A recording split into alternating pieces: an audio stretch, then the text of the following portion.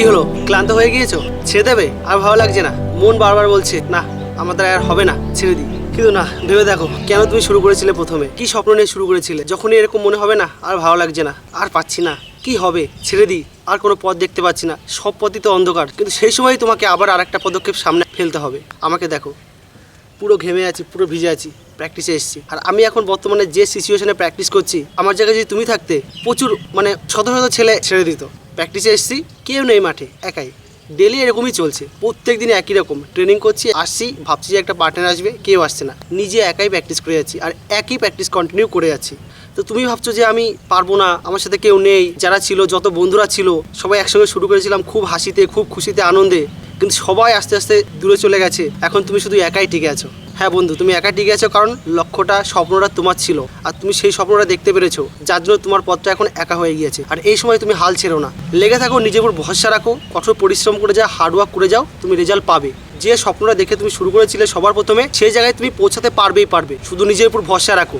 এখন যত পথ কঠিন হবে, তত তুমি আরো সামনে আগাবে। যখনই দেখতে পাবে যে সমস্ত পথ আটকে গেছে, সামনে আর কোনো রাস্তা দেখতে পাচ্ছ না, বারবার ফেলিওর, ব্যর্থতা আসছে, তখনই তুমি আরো জোর দিয়ে আরেকটা পদক্ষেপ সামনে পা বাড়াবে। ফেলিওরকে চ্যালেঞ্জ করো, দেখবে তুমি অতিক্রম করে তুমি ঠিক তোমার লক্ষ্যে পৌঁছাতে পারবে। আজকে আমি প্র্যাকটিসে এসেছি, ইন্ডিভিজুয়াল প্র্যাকটিসে, এখন রান প্র্যাকটিস কমপ্লিট করলাম, করার পর ডাইনামিক ওয়ার্ম আপ, তারপর স্ট্রেচিং ফুল করে নিয়েছি। ডেলি একই রকম শিডিউল, ডেলি এটাই থাকে, এসে আগে দৌড়ানো। আমারও কিন্তু ভালো লাগে না, পুরো বোরিং লাগে। মাঝে মাঝে মনে হয় যে কি করছি, কি হবে, ছেড়ে দিই, আর ভালো লাগছে না। কিন্তু যখনই এরকম মনে হয় না, তখনই আমি আমার মন থেকে আরেকটা জেদ নিয়ে আসি, যেমন মনে হচ্ছে এরকম, তো আমি আরেকটা পদক্ষেপ সামনে জোর করে ফেলাবো। হোক না যত পথ কঠিন হবে, তত তুমি ভাববে যে তোমার পথটা আলাদা, ঈশ্বর তোমার দিকে তাকিয়েছে, ঈশ্বর তোমাকে পরীক্ষা নিচ্ছে, আর এই পরীক্ষায় তুমি সফল হবে। আর সফল হলেই তুমি দেখবে একটা সুন্দর গন্তব্যস্থলে পৌঁছে যাবে। যে স্বপ্নটা দেখে শুরু করেছিলে, বড় খেলোয়াড় হবে, দেশের হয়ে খেলবে, আমার স্বপ্ন এটা, যে আমি বড় খেলোয়াড় হবে, দেশের হয়ে খেলবো। এবং আমি অলরেডি তোমাদেরকে বলেওছি, যার জন্য আমি প্রতিটা পদক্ষেপ এগিয়ে যাচ্ছি। আর আমার রাস্তা প্রচুর কঠিন, এতটা কঠিন, একদমই ভালো লাগে না মাঝে মাঝে যে ছেড়ে দিই, বসে পড়ি। কিন্তু না বন্ধু, ছাড়লে হবে না, নিজের উপর ভরসা রাখো, ডেলি ট্রেনিং করে যাও, হার্ডওয়ার্ক করে যাও, পথ পাবেই পাবে। আজকে হয়তো তোমাকে কেউ সাপোর্ট করছে না, কালকে করছে না, কিন্তু নিজের পথ নিজে তৈরি করো, নিজেকে নিজে ব্র্যান্ড বানিয়ে ফেলো। আর একটা কথা, সবসময় নিজের ফোকাসটা, ভীষণটা নিজের লক্ষ্যে রাখবে, তাহলে সামনে যে ছোটোখাটো প্রবলেমগুলো আছে, ওগুলো তোমার কাছে কোনো প্রবলেমই মনে হবে না।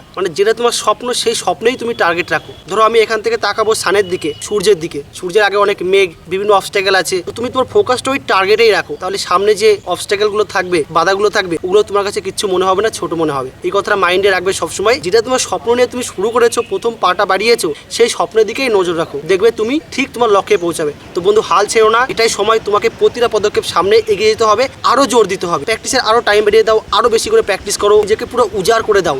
দেখবে আজকে নয়, কালকে নয়, পরশু নয়, ঈশ্বর তোমার দিকে ঠিক তাকাবেই তাকাবে। ঠিক আছে বন্ধু, তুমি এগিয়ে যাও, তুমি সফল হবেই হবে, তুমি ঠিক রেজাল্ট পাবেই পাবে। ওকে, বেস্ট অফ লাক।